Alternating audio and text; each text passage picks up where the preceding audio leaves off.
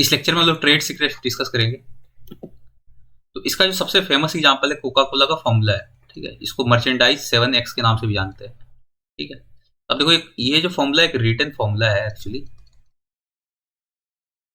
Written formula है, ठीक है, कि ये कैसे कोका कोला बनाते हैं उसका रेसिपी है। और ये एक वॉल्ट में, एक बैंक के वॉल्ट में सेव रखा गया है, ठीक है। Secret vault for Coca Cola formula. अब देखो इस फॉर्मूला की क्या खासियत है, इसको सिर्फ 2 या 3 लोग जानते हैं दुनिया में, ठीक है। और वो 2 और 3 लोग भी कौन होंगे ये किसी को नहीं पता है, ठीक है, पहली बात। और दूसरी बात, जब भी ये वॉल्ट खोला जाएगा तो इसके लिए कोका कोला का बोर्ड ऑफ मेंबर्स का बैठक होगा, ठीक है। उसके बाद वहां एक रेजोल्यूशन पास करेंगे, ठीक है। वहां एक रेजोल्यूशन वो पास करते हैं कि हाँ ये 2 लोग जाएंगे, और वही फिर वो क्या करते हैं, वो पूरा सुपरवाइज करते हैं कि ये कैसे बनेगा, ठीक है। और वो 2 लोग जाते भी हैं तो वो 2 सेपरेट प्लेन्स में जाते हैं, ताकि अगर एक्सीडेंट भी हो प्लेन का तो दोनों लोग ना एक साथ डेथ कर जाएं, ठीक है। अब देखो कितना ज्यादा केयर रखा गया है यहाँ पे। एक पर्टिकुलर छोटे से छोटा तो इन्फॉर्मेशन नहीं है, लेकिन आप देखो तो एक पीस ऑफ पेपर है जिसको सेफ रखने के लिए इतना सारा काम किया गया है यहाँ पे।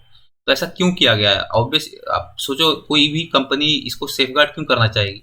ऑब्वियस सी बात है, क्योंकि इसका मार्केट वैल्यू बहुत ही ज्यादा है, ठीक है। सपोज ये सिगरेट लीक हो जाता है कि कोका कोला कैसे बनाते हैं, तो ऐसे बहुत सारे हजारों मार्केट में ब्रांड आ जाएंगे, ठीक है, अलग अलग नाम से। तो इनका तो लॉस होगा काफी हद तक, ठीक है। तो ट्रेड सीक्रेट ऐसा ही चीज को कहते हैं, कोई भी ऐसा इन्फॉर्मेशन जो आपको अपने कंपिटिटर्स के ऊपर एज देती हो। कोई भी, वो कुछ भी हो सकता है, कोई जरूरी नहीं कि वो कोई आपका रेसिपी का फॉर्मूला ही हो, ठीक हो, वो कुछ भी हो सकता है। आपका कोई टेक्निकल डिटेल्स हो सकता है आपका लैब का कुछ डिटेल्स हो। इवन जो सैलरी स्ट्रक्चर होता है एम्प्लॉयज का, वो भी ट्रेड सीक्रेट के अंदर माना जाता है, ठीक है। तो इसका कोई बाउंड्री नहीं है कि आप किसको ट्रेड सीक्रेट के अंदर मानोगे, ये आप पे डिपेंड करता है, ठीक है। बस आपको क्या करना होगा कि उसको सेफगार्ड करने के लिए बहुत सारे कदम उठाने पड़ेंगे। जैसे आप देखो कोका कोला कंपनी ने कितने सारे कदम उठाए हैं, ठीक है। अब देखो इस पर कॉस्ट भी काफी इन्वॉल्व होगा। अगर आप इतना सारा काम कर रहे हो एक पीस ऑफ पेपर बचाने के लिए, तो ऑब्वियसली बात है कॉस्ट काफी हाई होगा। तो अब यहाँ पे देखते हैं हम लोग, तो इसका डेफिनेशन बस सिंपल सा है कि कोई भी कॉन्फिडेंशियल इंफॉर्मेशन जो आपको कंपिटिटिव एज देती हो आपके कंपिटिटर्स के ऊपर, ठीक है। अब इसके फीचर्स क्या क्या होंगे? 3 इंपॉर्टेंट फीचर्स हैं। पहला, कॉमर्शियली वैल्यूएबल होना चाहिए, ठीक है। अब उस वो सीक्रेट कोई फायदा नहीं है, अब कोई उसका मार्केट में वैल्यू ही नहीं है, ठीक है। आप कह लो कि हाँ, आप कह सकते हो कि हाँ ये तो बहुत इंपॉर्टेंट है, लेकिन अगर मार्केट में उसकी कोई कीमत नहीं है तो कोई उसका फायदा नहीं है, ठीक है। दूसरा है कि known to a very limited group of person. For example Coca Cola recipe is known only to 3 people. अब बहुत सारे लोगों को आप बता दोगे तो ऑब्वियस बात है वो लीक तो होगा ही, ठीक है। तो इसको सेफगार्ड करने का एक बहुत ही बड़ा, कह लो, इंपॉर्टेंट रीजन हो सकता है कि आप उसको कम से कम लोगों को बताओ, ठीक है, ताकि वो लीक ही ना हो। तीसरा है कि reasonable steps have been taken by owner to keep it secret. अब देखो यहाँ पे इसको बचाने के लिए ओनर ने कितने सारे कदम उठाए हैं, ठीक है। तो इसी तरीके से आपको आपको ट्रेड सीक्रेट सीक्रेट अपना बचाना है तो आपको भी बहुत सारे रीजनेबल स्टेप्स लेने पड़ेंगे, ठीक है। तो ये तीनों फीचर होना जरूरी है अगर ट्रेड सीक्रेट में आप उसको रिकॉग्नाइज करवाना चाह रहे हो तो, ठीक है। पहला कि उसकी मार्केट वैल्यू होनी चाहिए, कमर्शियल वैल्यू होना चाहिए वो, ठीक है। दूसरा है कि वो बहुत ही कम लोगों को जानकारी में होना चाहिए। और तीसरा है कि रीजनेबल स्टेप्स लिए गए हैं उसको सीक्रेट रखने के लिए ओनर के द्वारा। अब इसके अंदर क्या क्या आप सेफ गार्ड कर सकते हो, ठीक है। कोई भी फॉर्मूला हो, ठीक है, कोई रेसिपी, जैसे कोका कोला फॉर्मूला था, कोई भी पैटर्न हो, कोई आपने नया डिवाइस बनाया है, ठीक है, कोई टेक्निकल इन्फॉर्मेशन है जो मैन्युफैक्चरिंग प्रोसेस में यूज होता है, कोई बिजनेस प्लान है, बिजनेस प्रोसेसेस है, लिस्ट ऑफ कस्टमर्स है, product specification, product characteristics, laboratory notebook, salary structure of company, ठीक है। तो ये सारे चीज ट्रेड सीक्रेट माने जाएंगे। क्यों? क्योंकि आपको अनड्यू तो नहीं, आपको कह लो कंपिटिटिव एडवांटेज मिल रहा है आपको अपने कंपिटिटर्स के ऊपर, ठीक है। तो ऐसे सारे चीज हम लोग ट्रेड सीक्रेट के अंदर रखेंगे। अब एक आप लोग हम लोग क्या प्रोटेक्ट नहीं कर सकते हैं ट्रेड सीक्रेट के अंदर। हम लोगों ने देख लिया कि क्या क्या प्रोटेक्ट कर सकते हैं, ठीक है। अब क्या क्या प्रोटेक्ट नहीं कर सकते हैं। अब देखो कोई भी चीज है, अब सपोज वो इजिली पता चल जाता है, ठीक है, easily and completely disclose by the मियर inspection of a product put on the market can not be trade secret. अब कोई भी सामान है आपने मार्केट में उतारा है अपना, ठीक है। अब उस प्रोडक्ट को देखने के साथ ही पता चल रहा है कि ये कैसे बना होगा, ठीक है, इसमें क्या क्या प्रोसेस यूज हुआ होगा, ठीक है, मैन्युफैक्चरिंग प्रोसेस, क्या क्या इसमें मटेरियल यूज हुआ होगा, ठीक है। मतलब इस प्रोडक्ट को देखते के साथ ही पता चल रहा है कि मैं तो इसको फिर से, मतलब ये कैसे बना होगा तो मैं भी इसको बना लूंगा, तो फिर आपका सीक्रेट तो बेकार हो गया, ठीक है। तो ऐसा कोई ऐसे चीज को ट्रेड सीक्रेट के अंदर नहीं माना जाएगा जिससे कि प्रोडक्ट देखते ही आसानी से पता चल जा रहा है कि कैसे वो बनाया गया है, ठीक है, या क्या क्या चीजें उसमें इन्वॉल्व हुई हैं। दूसरा है कि being discovered by fair and honest mean such as by independent invention और रिवर्स इंजीनियरिंग। अब सपोज एक कोई डिवाइस है, ठीक है, एक कंपनी ने बनाया और इसका जो पेटेंट नहीं लिया उसने उसने क्या किया, बस वो ट्रेड सीक्रेट की तरह रखे हुए अपने पास, वो किसी को बताया नहीं है, ठीक है। अब ये डिवाइस लोगों के हाथ में आता है, सपोज दूसरी कंपनी के हाथ में आता है जो कंपटीटर है इसका, तो क्या करेगा, इसको रिवर्स इंजीनियरिंग करना चालू करेगा, ठीक है, उसको रिवर्स इंजीनियरिंग करना चालू करेगा और समझेगा कि आखिर ये कैसे बना होगा, ठीक है। तो अब और क्या करेगा, फिर ये इसी के बेसिस पे समझ के वो एक नया प्रोडक्ट बना देगा। तो इस केस में क्या होगा कि इसको आप ट्रेड सीक्रेट तो नहीं बोल सकते, क्योंकि आप ये रिवर्स इंजीनियरिंग करके पता चल जा रहा है, आपका सीक्रेट जो है वो रिवील हो जा रहा है, ठीक है, सिर्फ रिवर्स इंजीनियरिंग करके।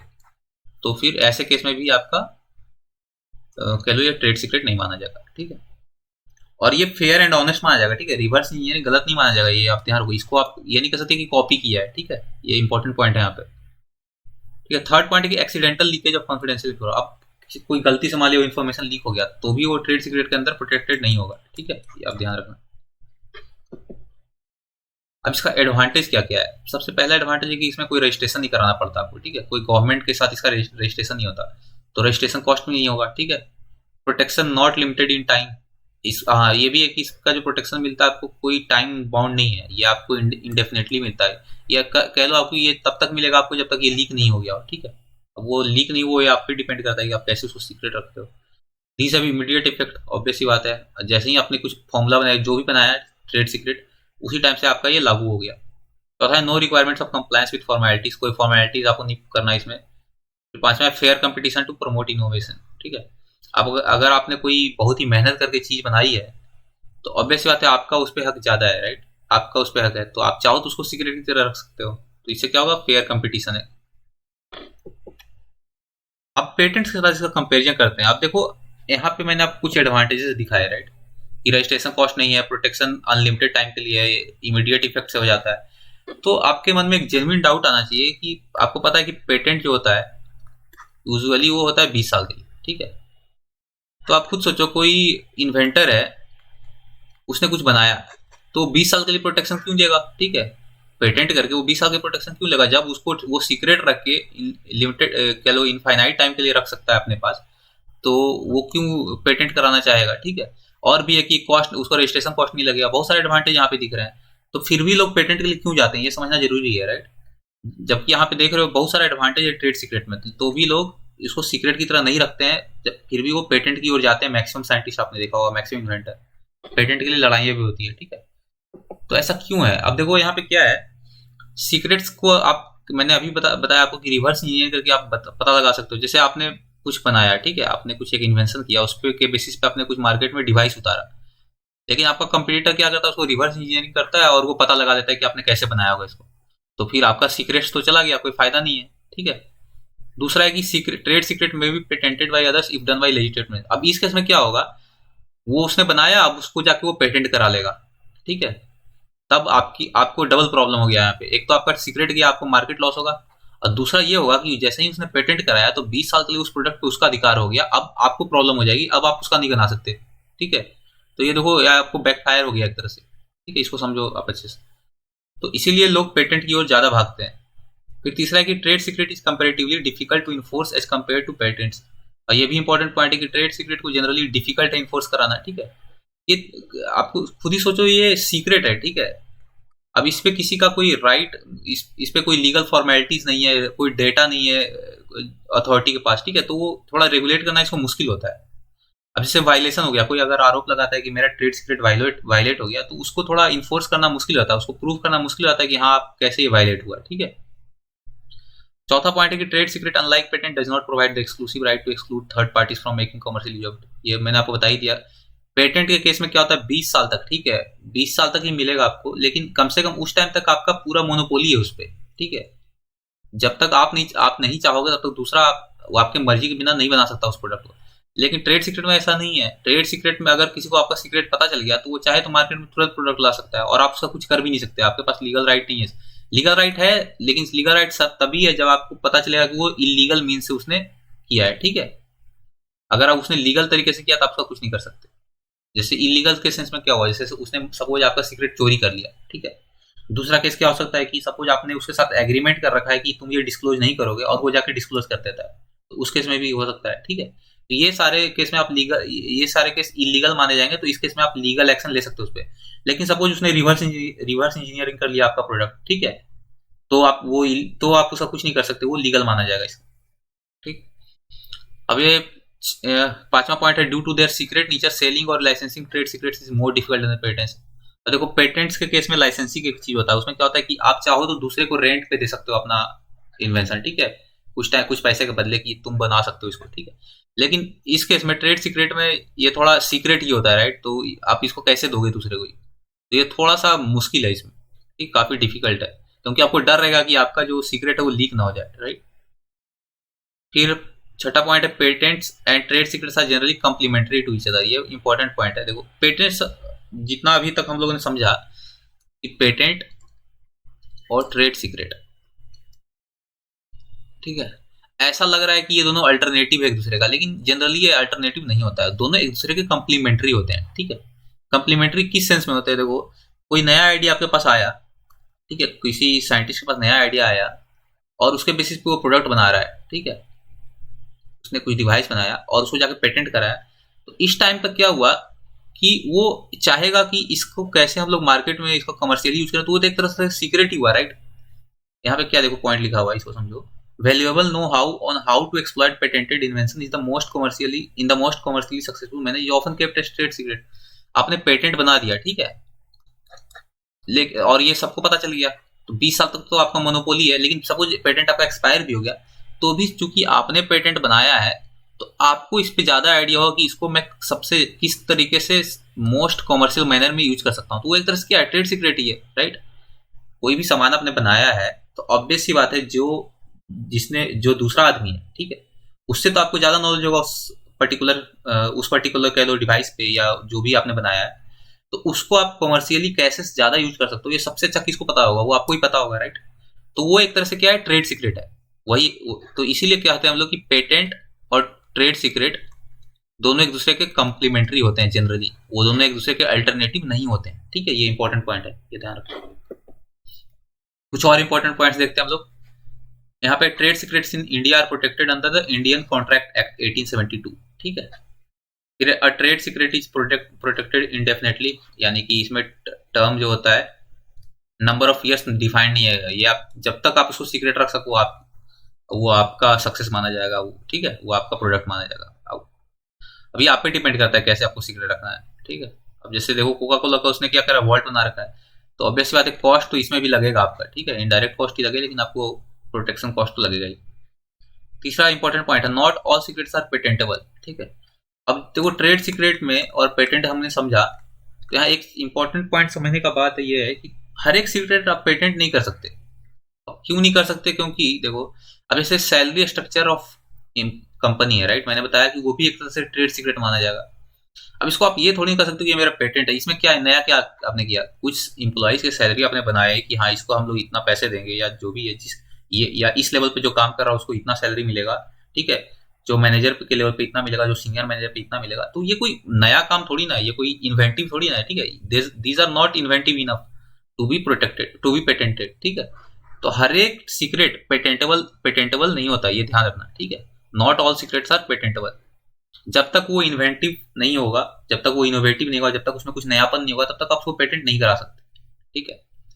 तो ऐसे केस में तो देखो एक इन्वेंटर के पास डायलेमा हो सकता है, राइट, इन्वेंटर हो या कोई भी हो, इनोवेटर हो, उसके पास डायलेमा हो सकता है कि मैं इसको ट्रेड सीक्रेट में की तरह रखूं या उसको पेटेंट करा दूं, ठीक।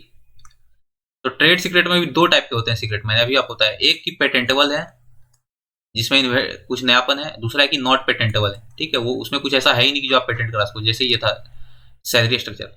तो जो नॉट पेटेंटेबल है तब तो इसमें आपके पास कोई उपाय ही नहीं, आप इसको हमेशा ट्रेड सीक्रेट की तरह रखोगे, ऑब्वियस बात है, ठीक है, क्योंकि आप इसको पेटेंट करा ही नहीं सकते, तो आपके पास मजबूरी है कि आप इसको ट्रेड सीक्रेट की तरह रखोगे, ठीक। दूसरा पॉइंट है कि पेटेंटेबल जो है, सपोज आपने कुछ नया फॉर्मूला बनाया, तो यहाँ पे आपके पास चॉइस है कि आप उसको पेटेंट की तरह रखना चाह रहे हो या उसको आप कह लो ट्रेड सीक्रेट की तरह रखना चाह रहे हो, ठीक है। तो ये बहुत सारे फैक्टर्स पर डिपेंड करेगा, ठीक है। अब जैसे ये कि यहाँ पे इंपॉर्टेंट फैक्टर है, सपोज ये प्रोडक्ट का शॉर्ट लाइफ साइकिल है, सपोज कह लो आपने कुछ ऐसा प्रोडक्ट बनाया जो आपको पता है कि मैं इसका मार्केट से जो पैसा कमा सकता हूँ सिर्फ 5 साल तक कमा सकता हूँ, ठीक है।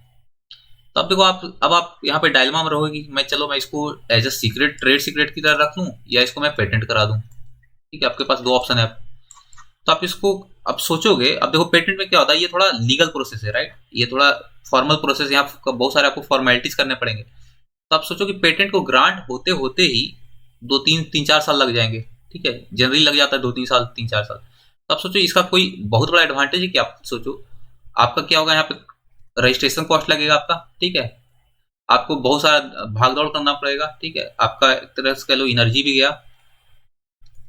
तो ऐसे केस में क्या होता है, इसलिए कहते हैं कि जब जनरली प्रोडक्ट का शॉर्ट लाइफ साइकिल होता है, तो जनरली ये कोई थंब रूल नहीं है, ठीक है। ये देखो, ये कोई थंब रूल नहीं है, लेकिन जनरली क्या होता है कि इन्वेंट सजेस्टेड होता है कि आप उसको ट्रेड सीक्रेट की तरह रख लो, क्योंकि आपको कॉस्ट वाइज, ठीक है, और टाइम वाइज दोनों में आपको ट्रेड सीक्रेट रखने में ज्यादा एडवांटेज है। क्योंकि देखो, आपको अच्छे से पता है कि 5 साल के बाद आप इसको यूज नहीं कर पाओगे मार्केट में, ठीक है।